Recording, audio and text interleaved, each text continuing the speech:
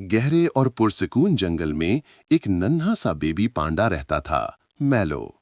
मैलो गोल मटोल, मासूम और जरा सा शर्मीला था। वो हमेशा अपनी छोटी सी बांस की लकड़ी को सीने से लगाकर घूमता रहता था। जंगल के सारे जानवर मैलो से बहुत प्यार करते थे, लेकिन एक बात उनके लिए बहुत अजीब थी। मैलो रात को कभी अपने घर से बाहर नहीं निकलता था। हर रात जैसे ही चांद निकलता, मैलो आहिस्तगी से आंखें बंद करता और बांस के नीचे दबक कर सो जाता।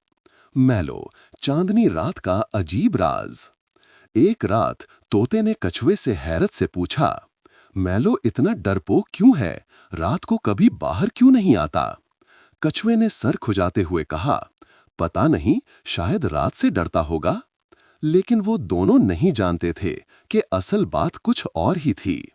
इसी रात जब सारे जानवर गहरी नींद सो रहे थे, अचानक एक तेज हवा चली, दरख्त हिलने लगे और जंगल के बीच में एक हल्की सी रोशनी चमकी। मैलो ने आंखें खोलीं और इस बार वो बगैर डरे अपने घर से बाहर निकल आया। उसकी आंखों में एक नई सी चमक थी। शायद मैलो और छुपा हुआ जादू। जंगल के बीचों बीच एक पुरानी झील थी।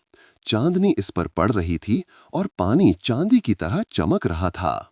मैलो आहिस्ता आहिस्ता झील के पास गया और जैसे ही उसने पानी को छुआ, पानी में से चमकती हुई जादुई तितलियां निकलने लगीं। पीली, नीली, जामुनी, हर रंग की रोशनियां। मैलो ने मुस्कुराकर आहिस्ता से कहा, तुम लोग फिर आ गईं, मेरी रात की दोस्तें। असल राज ये था, मैलो रात से नहीं डरता था। वो तो हर रात इस जादुई मंजर को देखने आता था। बस वो उसे दूसरों से शेयर करने में झिझकता था। पाँव दोस्तों का पीछा करना। लेकिन इस रात बात बदल गई। तोता, कछुआ और खरगोश मैलो का चुपके से पीछा करते हुए वहां तक पहुंच गए। जब उन्होंने चांदनी जैसी झील और रोशनी बिखेरती तितलियों को देखा, तो उनके होश उड़ गए। ये क्या है? तोते ने हैरत से कहा। मैलो थोड़ा सा शर्माया। मैं हर रात यहाँ आता हूँ, क्योंकि ये झील सिर्फ चांदनी में जादू दिखाती है। मैं डरता नहीं, बस सोचता था शायद कोई यकीन नहीं करेगा। सब दोस्त मिलकर झील के पास बैठ गए। चमकती हुई तितलियां उनके गिर्द घूमने लगीं।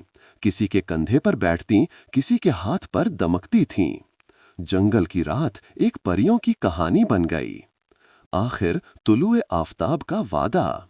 आहिस्ता आहिस्ता सुबह होने लगी। जादुई तितलियां मध्यम पड़कर गायब होने लगीं और झील फिर अपने आम से रूप में वापस आ गई। दोस्त मैलो के पास आए और बोले, मैलो, आज से तुम यहाँ अकेले नहीं आया करोगे। हम सब मिलकर इस जादू को देखेंगे। मैलो ने खुशी से आंखें बंद कीं और बांस को सीने से लगाकर कहा, जादू तभी खूबसूरत लगता है जब उसे अपने प्यारे दोस्तों के साथ बांटा जाए। और उस दिन के बाद जंगल की हर रात चमकती थी दोस्ती की रोशनी से।